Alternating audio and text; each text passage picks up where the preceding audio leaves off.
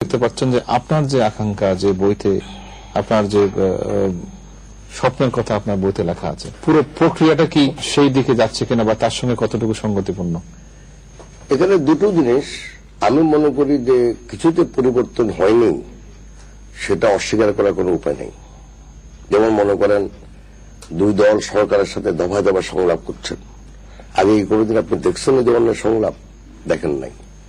একটা দল তার নাম পরিবর্তন করতে বাধ্য হয়েছে, অনেকগুলো দল তাদের অঙ্গ সংগঠন বাদ দিয়ে সহযোগী প্রতিষ্ঠান হিসেবে মেনে নিচ্ছেন।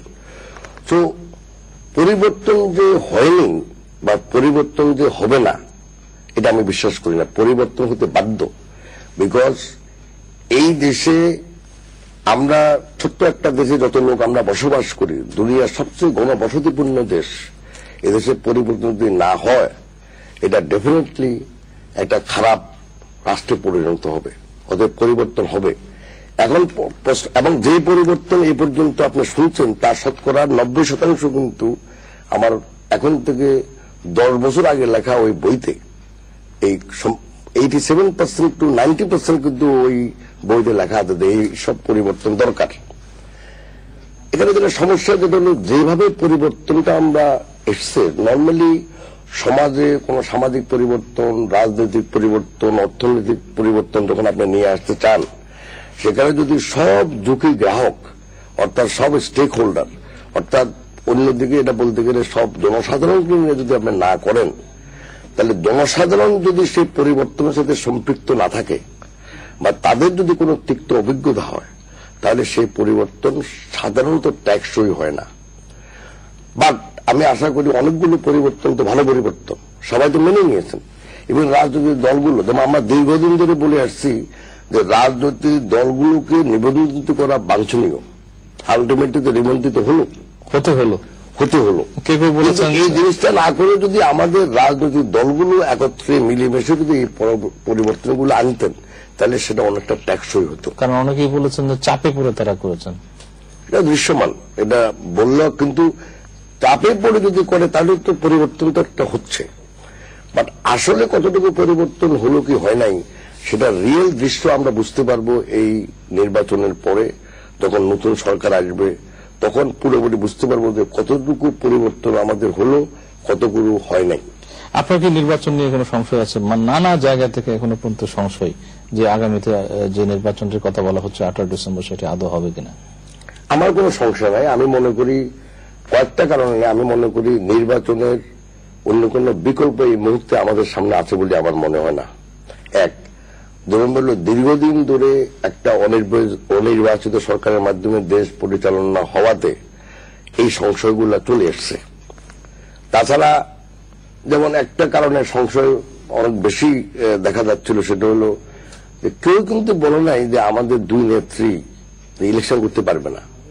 এটা সরকারও বলে নাই, এটা কোন জনসাধারণও বলে নাই, এটা কেউ বলে নাই। দুই নেত্রী কি আদৌ নির্বাচন করবে? কিন্তু দুই দলের যে নেতারা বলে যে আমরা নেত্রী ছাড়া ইলেকশনে যাব না, এবং এটার পিছনে অন্তর্নিহিত কারণ কি এটা আমাদের কাছে বোধগম্য না। মানে সাধারণভাবে আমার মনে হয় এখন ওই জিনিসটা পরিষ্কার হয়ে যাচ্ছে। আরেকটা ইস্যু হলো যে ইমার্জেন্সি নিয়ে, জরুরি অবস্থা নিয়ে, যে জরুরি অবস্থা নির্বাচন করবে না। আরেকটা ইস্যু একদম নতুন ভাবে আমরা দেখছি যে স্পেশালি আওয়ামী লীগ থেকে বলা হচ্ছে যে যারা দণ্ডপ্রাপ্ত কিন্তু এখনো অ্যাপিল প্রসেসে আছে তাদের ব্যাপারে একটা সিদ্ধান্ত দরকার।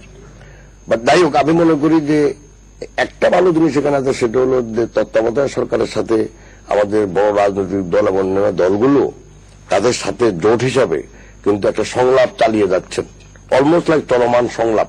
তো আমি আশা করি যে এই চলমান সংলাপের মাধ্যমে যাদের যে সংশয় আছে, যে সমস্যা আছে, এগুলি একটা সমঝোতায় পৌঁছে আমরা একটা অবাধ, নিরপেক্ষ এবং গ্রহণযোগ্য নির্বাচন হবে বলে আমার দৃঢ় বিশ্বাস। কিন্তু জনাব মিন্টু, এই যে আমাদের একটা নির্বাচন হলো, একটি গণতান্ত্রিক সরকার আসলো, সবই হলো, কিন্তু যে আকাঙ্ক্ষাটি আপনারা ব্যবসায়ী সমাজের পক্ষ থেকে করেন পলিটিক্যাল পার্টিগুলোর কাছে, সেটা কতটুকু এনশিওর হচ্ছে? ধরুন আপনি সরকার আসলে নির্বাচিত সরকার, এই ব্যাপারে তো আমরা দীর্ঘকাল থেকে বলে আসছি, যতই অবাধ নিরপেক্ষ ভালো নির্বাচন হোক, সেই নির্বাচনে যদি রাজনৈতিক দলগুলো যদি ভালো ক্যান্ডিডেট না দেন তাহলে জনগণের সামনে তো আর কোনো ওরা নিরুপায় হইয়া ওরা দুজনের একজনকে বড় দুই দলের একজনকে ভোট দিতেই হয়। অতএব আমরা যেটা চাই সেটা হলো, যেটা আমরা বারবার বলে আসছি, যে আমরা অবাধ নিরপেক্ষ গ্রহণযোগ্য নির্বাচন চাই। একই সাথে আমরা চাই বড় দলগুলো যাদের ক্যান্ডিডেট সচরাচর জিতেন তারা যেন এমন যোগ্য প্রার্থী দেন যে প্রার্থী মানুষের কাজ করতে পারবে, যে মানুষকে আমরা খারাপ বলবো না, যে মানুষকে সংসদকে কার্যকরী করবে, যে মানুষ আইন প্রবর্তন করে মানুষের কাজ করবে। এখন দুই বড় দল যদি সে ধরনের প্রার্থী না দেয় তাহলে আমাদের দোষটা কথা বললেন। আপনাদের দোষটা নেই। আমি একটা শেষ প্রশ্ন করি সময় শেষের দিকে, যে আপনারা এই ব্যবসায়ী সমাজ জরুরি অবস্থা দাবি করেছিলেন যখন দেশে কনফ্রন্টেশনাল পলিটিক্স, যখন রাস্তার মধ্যে মারামারি, যখন হানাহানি, সংঘাতময় অবস্থা, সেই জরুরি অবস্থার আজকে 2 বছর প্রায় পূর্ণ হতে যাচ্ছে। 1/11 ঘটেছে, পরিবর্তন ঘটেছে। আপনি মনে করেন 1/11 থেকে শিক্ষণীয় কি আছে পলিটিক্যাল পার্টিগুলোর কাছে? যে আকাঙ্ক্ষাটা 1/11 আগে কেউ কি বলছে আব্দুল রহমান তুই জেলে যাবে, কিন্তু আমি জেলে গেছি, আমাকে কোনো শিক্ষাই হয় নাই। আমি মনে করি আপনার কি শিক্ষা হয়েছে আসলে? আমার শিক্ষা হচ্ছে যে যদি আমরা অন্যায় করি, যদি আমরা ভালো কাজ না করি তাহলে আমাদের শাস্তি হবে, 1। 2 নম্বর, জেলে গিয়ে যেটা আমার লাভবান হয়েছে সেটা হলো যে আমি আমার অতীতকে চিন্তা করার সুযোগ পেয়েছি, কি ছিলাম, কোথায় আসলাম, ভবিষ্যতে আমি কোথায় যাব।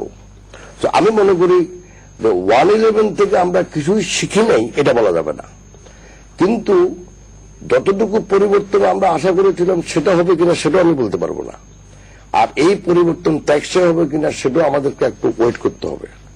কিন্তু আপনি যদি দেখেন যে এই সংলাপগুলো যেভাবে এগিয়ে যাচ্ছে, আপনি যদি দেখেন যে রাজনৈতিক দলগুলো নিবন্ধিত করার জন্য গঠনতন্ত্রে তাদের অনেক পরিবর্তন আনছেন, আমি মনে করি যে একটা পরিবর্তন হচ্ছে। এই পরিবর্তন 2 রাজনৈতিক দলও বিশ্বাস করেন, কারণ আমরা ওনাদের সাথে কথা বলি, ওনারাও কিন্তু এই পরিবর্তনগুলো নিয়ে কোনোদিন আমাদের সাথে দ্বিমত প্রকাশ করে নাই।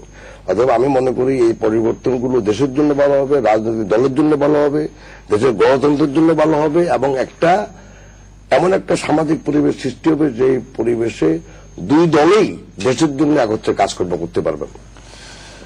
সুপ্রিয় দর্শক, আমরা শুনছিলাম জনাব আব্দুল আল মিন্টুর কাছ থেকে। তিনি সবশেষে যে আশাটি করলেন যে পরিবর্তনের মধ্য দিয়ে তারা ইতিবাচকভাবে দেশটিকে এগিয়ে নিয়ে যাবেন, সেই প্রত্যাশা আমরা করছি। বিশেষ করে তিনি বললেন যে 1/11 থেকে একেবারেই শিক্ষা নেবেন না, তিনি সেটা মনে করেন না। হয়তো যেরকম আকাঙ্ক্ষা সেইটুকু হবে কিনা সেই প্রশ্ন আছে।